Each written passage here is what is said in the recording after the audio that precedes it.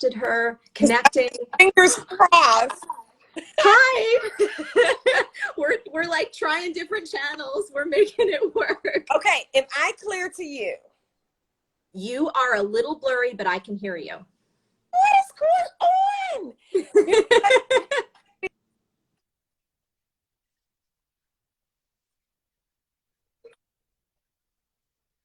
Oh, are you kidding? See, And we can it do, must just if be, we I don't don't, know. depending, if It we need must to just do be the house. another Yes, one. you are the best. This was so sweet of you for even doing that.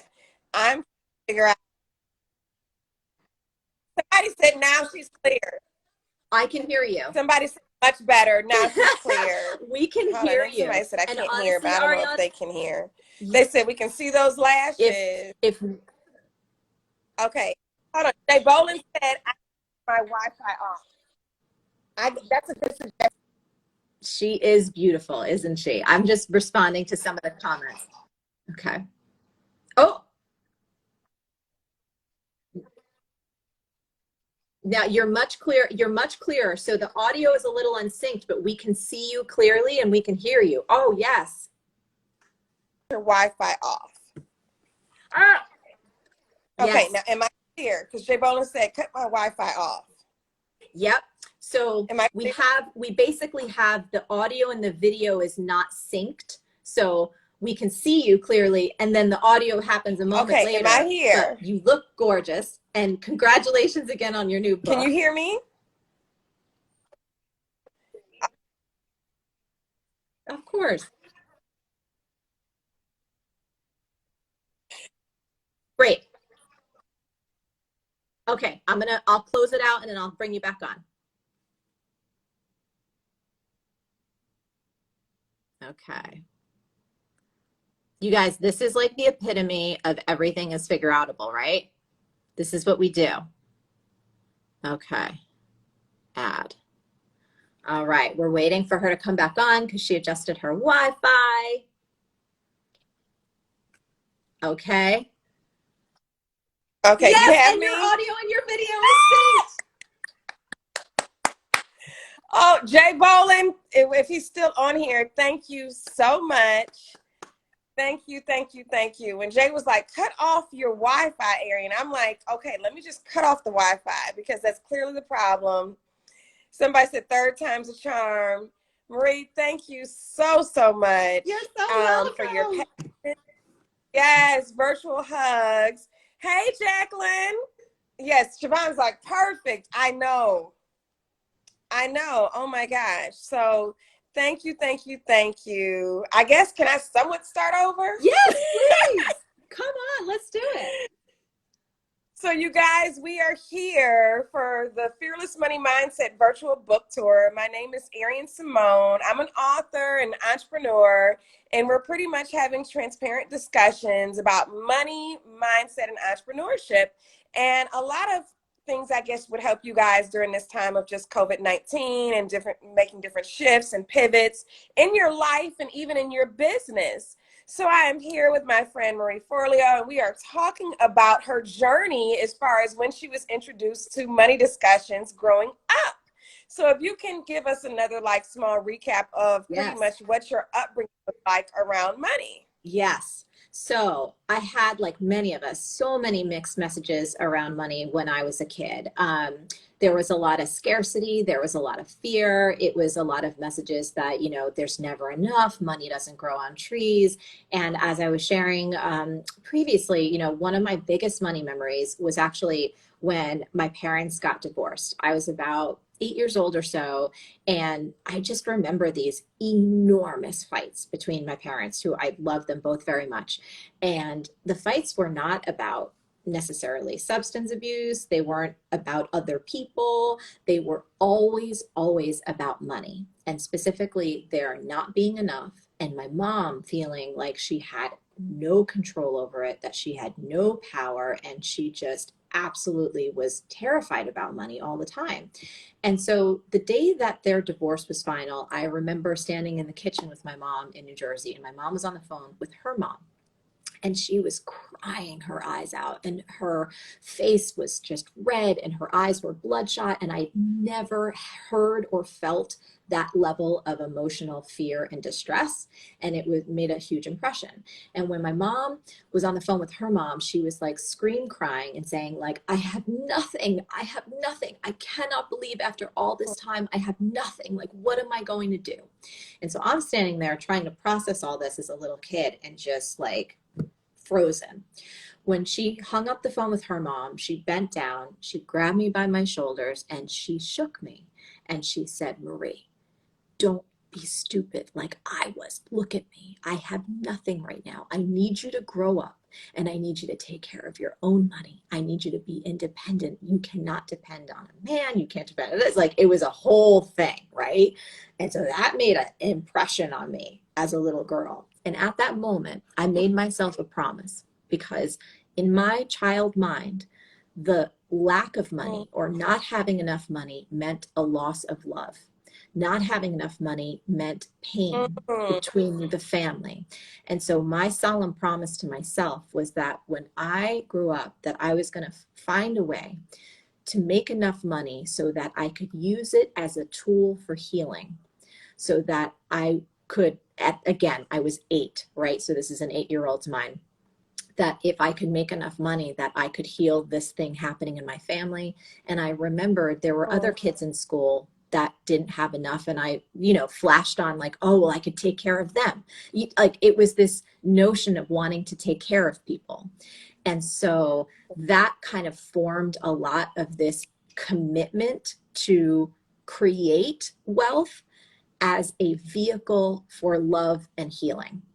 But when I became a young adult, I realized I had so many messed up ideas in this head about like not enough, I'm not worth enough. I had piles of debt after college. Like, there was just so much jangled up in there that it took quite a bit to unpack. No, that I can understand. I grew up middle class, but my parents did have a divorce as well too.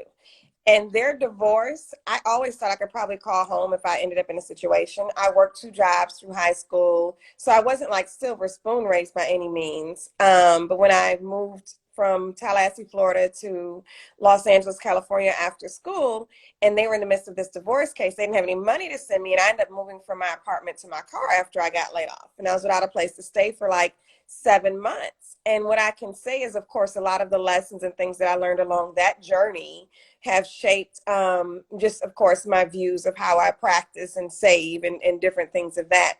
Life was more so, I guess you would say, a teacher in that aspect. But yeah, one thing that you did definitely touch on before that I definitely want to go through, as I was saying, people right now are dealing with the economic impact of COVID. A lot of people need to go from a scarcity and lack mindset to an abundance mindset. And what did that look like? You gave a mantra that I thought was Yes. just so amazing. Yes. And I think a lot of people right now, they're looking for tools, they're looking for resources, they're looking for different things in order to get out of their current mental state, you know? Yes. So if you Yes. can share that with us again. Yes.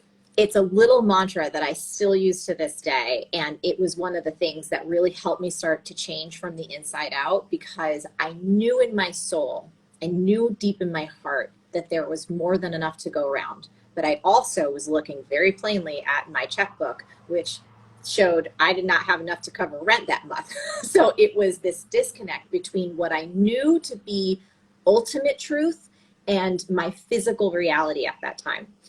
And so one of the tools that I began to practice, and I will encourage everyone to take this on and adopt this for themselves, is a simple mantra that if you go to buy groceries, if you go to pay your bills, you go to do anything that is transactional related when it comes to money, that you say this little prayer or this little mantra as you're writing your check, as you're handing off money, whatever it is. It's, you say, there's always more where that came from. There's always more where that came from. And we were sharing on your channel, that neuroplasticity refers to the idea that our brains are malleable, meaning that we have an ability to change how we think and how we see, how we perceive, how we behave, all of that. And one of the key principles of neuroplasticity, our ability to create new grooves in our brain, create new learnings, is repetition. Repetition. So saying over and over again, there's always more, where that came from, begins to shift your perspective around money and align it with the truth of what we know, so that our behaviors can then begin to line up with that. And it was hugely transformational for me. I love that. And I know that so many people listening today will definitely be blessed from that. There was something else that you said prior to that you took action with, was your financial education. Yes. Which to me is so important and so key, because like I know that I didn't grow up with any form of financial education. I knew business existed. I knew different things happened, but there was no, I don't think it's in schools. I don't think there's a curriculum for that in high school or elementary school. And then not everybody goes to college. I went to college, but not everybody does. And so it's like, now you're off in the real world and it's like, okay, what do I do with this? And Yeah. how do I move forward? So share a little bit about how you just started to take control of, what I don't know, I'm going to choose to know. Yes. So we were talking about how, after I graduated college and I really understood how messed up I was around money, and I was looking at the guilt I felt about how much debt I had, I felt like such a loser. I felt so incompetent. And yet I had this dream to like take care of people. So nothing was matching up. And that's when I realized, I was like, I really need to educate myself, because like you, is like, there was no personal financial education in the schools that I went to. And money can be such a hot button topic, and there's so much shame and there's so much fear around it that oftentimes we don't talk about it in our family. So man, I started devouring like any book I could get my hand on. I was in the Barnes and Nobles, I was in the library, like I just was reading everything from like money mindset kind of books to also really brass tacks practical things like, well, how do I get out of debt? Like, what is this about? There was one book, and again, this is just like my history from like back in like 1997. It was Smart Women Finish Rich. And I liked the title because I was like, well, I want to be a smart woman. I want to finish rich. And that was one of the books that was available at that time that really helped me start to understand practically what to do. And I will give a nod to my parents, because as I got older and I was a teenager and I started to understand a little bit more about money, like my parents, one thing that they taught me that was so pivotal as an adult for me was just about owning a home. And the fact that my mom, she held up this piece of paper that was like the amortization schedule in terms of the mortgage. Yeah. And I would watch her highlight like every fourth line. And then I would go to the bank. I'm like, I was like, Mom, what are you doing?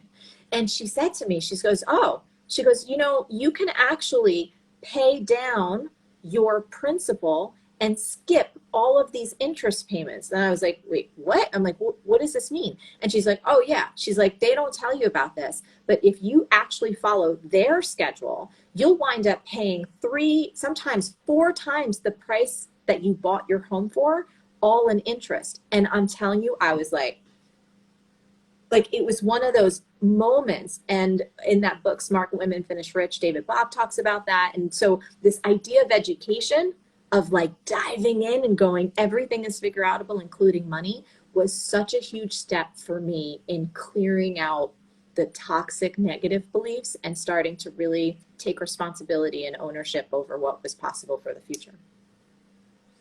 I love that. I totally love that. And it's so crazy because it was actually for me, my aunt who taught me that about houses. And then I would say even my cousin reinforced. So like my mortgage has like a 2%, like my interest is so low because I said, I do not want to be in that situation. I want to pay my house off quick.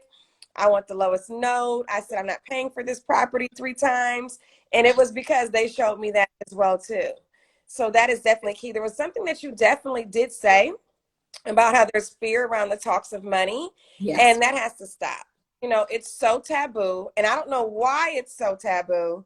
And especially amongst women, it's even more taboo. So that's why I love having these money mindset, entrepreneurship discussions, because the book is built upon, the fear mindset is built upon one premise, that people have more fear in being broke than they do faith in having abundance. And the reality is, I the love girl that. I hands just had up. to like, yes. Because the reality is that's true. And you know what? Both are unseen. Your fear is unseen and your faith is unseen. You have the power to choose to adopt which one that you're going to live and operate by. Either you're going to stay in this unseen or you're going to stay in this unseen. And this unseen will produce you a return, but this unseen will definitely be taking something from you. So, yes, the book has 7 principles. One is on the belief principle, one is on the thought principle, the speech principle, the action principle, the sewing principle, the relationship principle, and the stewardship principle. Oh, I love you, Marie. I'm feeling every principle. I'm like, yes, yes, and more yes. Yes. Because I've just learned that. She said, yes, agree. She said, fear of being broke. And that's why the subtitle says broke doesn't scare me. Because the reality is, if anything ever happens in your life, like Marie says, it's figureoutable.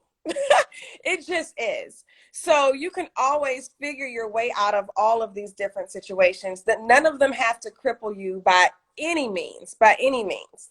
So part of your entrepreneurship journey, I want to get into that because you mentioned earlier that you knew that you wanted to use money as a tool for love and healing. Yes. And I know you said your father was a small business owner, mine was as well too. But did you know that you actually would end up owning and running a company? Not at the beginning. I was so green. I had no idea. When I stumbled upon at the time, again, we're talking like 1999 now, the new profession at that moment that was called coaching. It was so weird. No one had heard of coaches before. Even in my mind, I was like, that's kind of cheesy. But in my soul, something just lit up like a Christmas tree because there was some kind of inner knowing and alignment that that was a step for me. And so at first, I had no idea. I just wanted to help people. Like I just wanted to work with people. And once I had started to explore the world of personal development, I was like, how did I not learn this in grammar school? Like all of these ideas and concepts are so they're amazing. And so, as a woman who loves to communicate and share, I was like, I just want to help people like learn more about this stuff. Like that was as far as my vision went. And I didn't know. I had failed at so many corporate jobs and I just am not built to sit in a cubicle that I knew I had to make this business work, but I did not know what it could become because I just didn't have an ability to lean out and vision at that point in the journey. So when did you learn, oh my gosh, this is a business and I'm running a business? When did you Yes. have, so for me, I will say I had like that awakening. Well, I had it kind of early on though. Long story short, after living out of my car for 7 months, somebody called me to do some PR and marketing work. I didn't know I was building a PR company from the ground up at the time. But what happened is they referred me to somebody who referred me to somebody who referred me to somebody. And I looked up, and then one day when I had to make a call on behalf of, I guess, the client, I wasn't even viewing it as a client at the time. I was just working, trying to get myself out of my situation. And I had to make a call, and they said, well, where are you calling from? And I just made up something on the spot, ARPR marketing. And that's when I realized, oh my gosh, Arian, you have a company and you need to figure this out. So when did you have this awakening that I'm running a company? I think, Ariane, it happened at probably like maybe the 3 or 4 year mark because I was a multi-passionate entrepreneur for a little while. And what that looked like for me was I had my coaching practice. So I had those one-on-one clients coming in. But then I was also starting to teach in New York City at Crunch Fitness, doing hip hop classes and fitness classes. And I was really, really passionate about that. And then I started doing fitness videos and eventually got picked up by Nike. So there was like that portion of my career slash business. It was really messy. And then after about 7 years, when I had been bartending and waiting tables, doing group coaching now and starting to take things online, and then also had the dance and fitness portion of my career, I kind of took a step back and said, okay, what do I want my future to look like? And that's when I kind of began to see a bigger possibility for a version of the business that we have today. And so that's when that really clicked over. So I was I got that I was running a business, but it didn't look like anyone else's business for those first 7 years because there were so many different components. And because I always wanted to run a virtual company, it's like I didn't have an office. I had, assistants and things like that, but it was so kind of piecemeal and all over the place. And it was earning money and I was doing great. But again, it didn't fit a mold of anything else that I'd ever seen before. And it wasn't until I stopped earning money from dance and fitness and I let go of like my bartending gigs and like all those other things that I went 100% in on the business. Again, a baby version of what's here today. Now that's a question. For the other things that you had going on, Mm-hmm. was it more like evolution, or was it more like you just stopped that and I'm going to hone in, or did it just evolve and you fell in this place? So the other things I had to make a conscious choice to let them go because it was like there was only 24 hours in the day, and so I had to like make that call to Nike, to the places where I was consistently showing up in the dance and fitness world, and just kind of let them know that I was moving on to a new chapter. um, and the same thing with bartending and restaurants and like all of my other side gigs. It was like I had to just make those calls and say, this is my last shift, this is the thing, and then just pivot so that all of my energy and time was in building again the baby version of the business that we have today. Did that answer that? Oh, you answered it perfectly. I wanted everybody listening to hear that Yeah. when you hone in on your purpose, that doors just begin to open on your behalf. But if your energy is split, then you're definitely telling the universe, I want you to do this over here, this over here, this over here.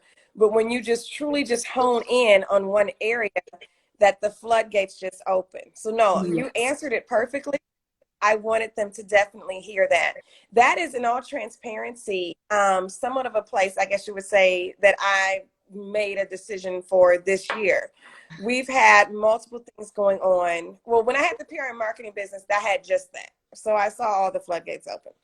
Now we have so many different things we've had going on, but we've honed in truly on just our Fearless Fund. We run a VC fund investing in women of color businesses at a pre-seed, seed, and Series A level, early stage. And we had to just, so I I'm love her. sorry, I get so excited I don't know what to do with myself.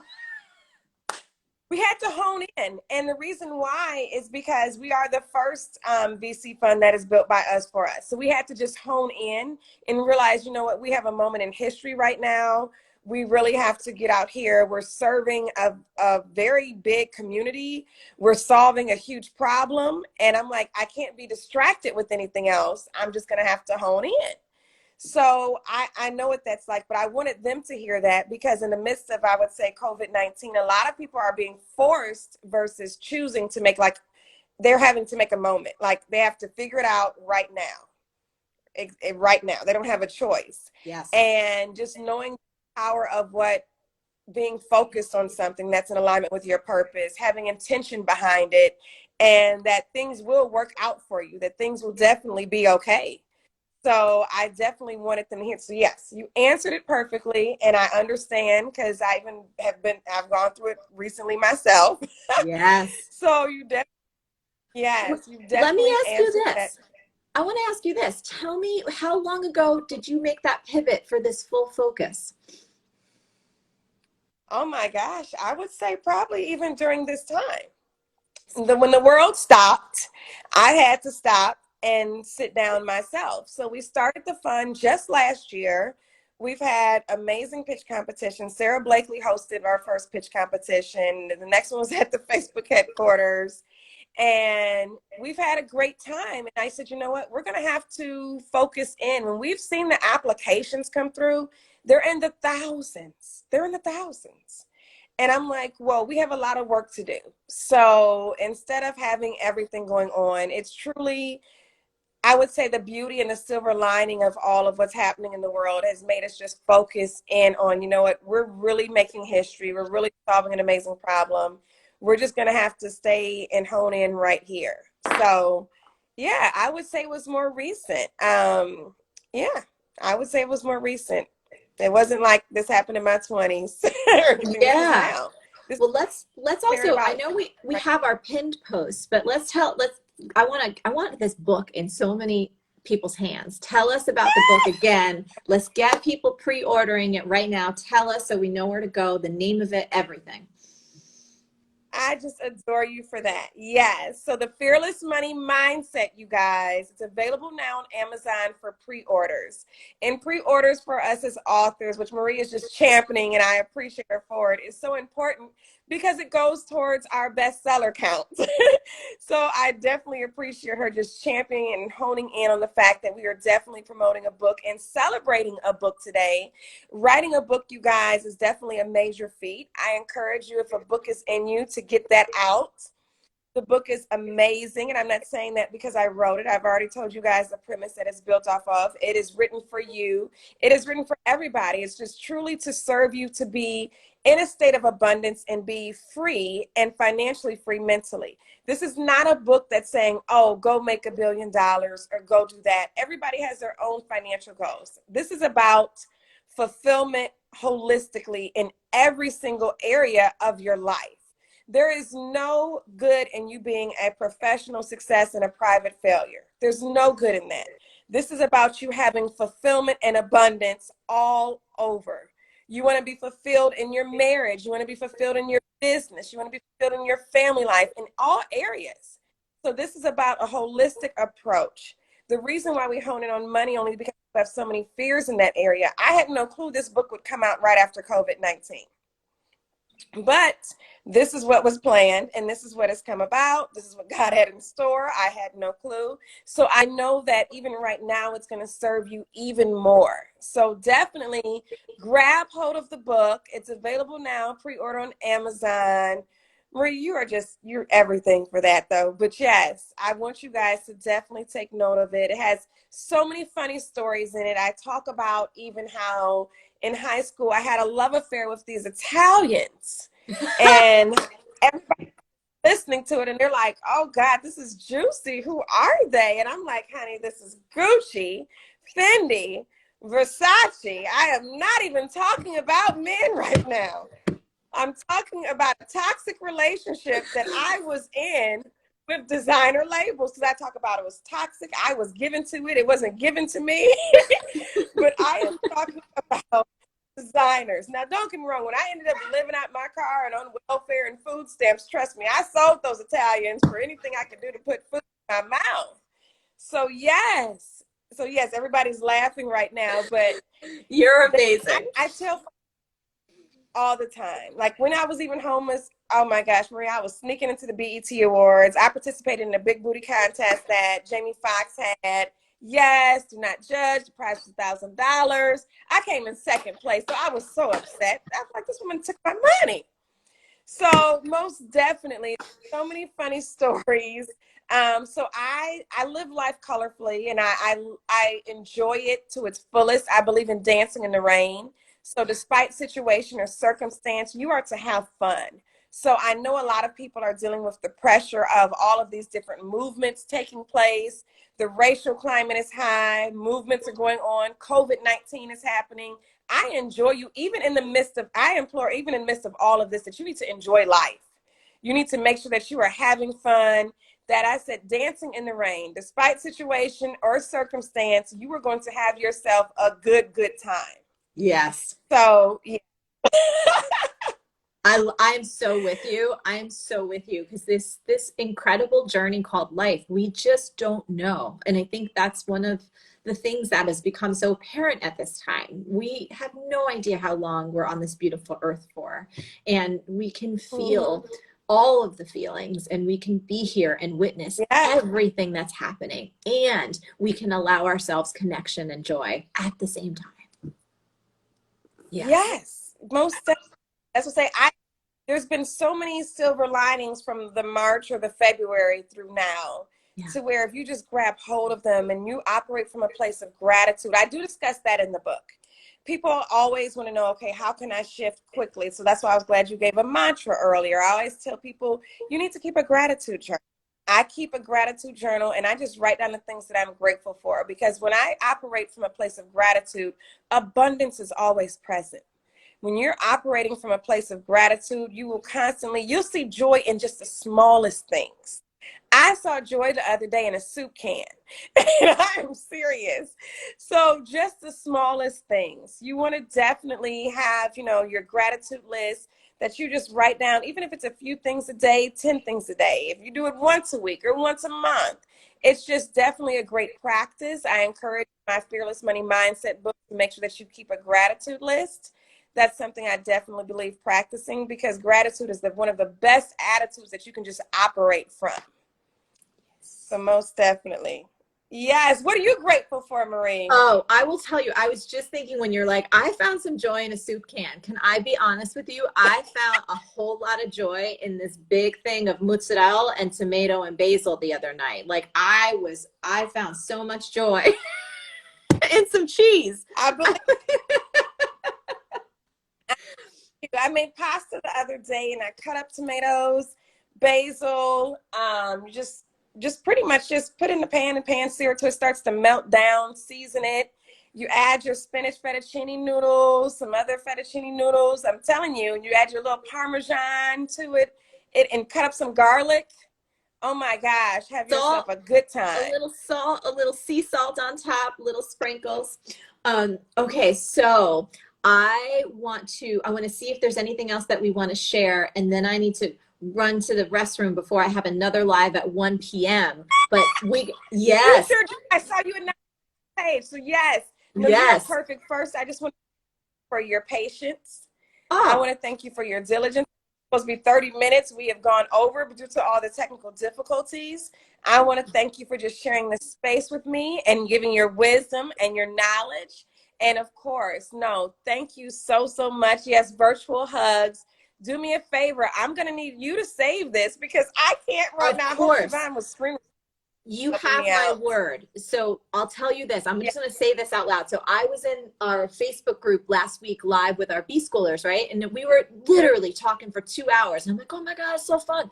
And then Facebook put it in spam. I'm like, what you do? So you have my word. I'm going to do everything in my power to save this. And I believe we will save it. But I'm like, I'm going to call in the technology gods, and then we'll circle around, and I'm going to get you this video the soonest that we possibly can, and I'll put it on my channel too. So please, Instagram technology gods, let this all save. And then we're just going to talk more, because I want to help. I just want to say this. We need to connect more. We need to have you on the show. There's more with your fund that we need to unpack, and we need to get the word out. So let's just make that happen. Thank you. Yeah. Yes, we're going to Yes. make it happen. Thank you Yes. so And then, much. so tell us when your book, I know we're in pre-order right now. When does the book drop? One more Yes. time. Tell us the name of the book, when it drops.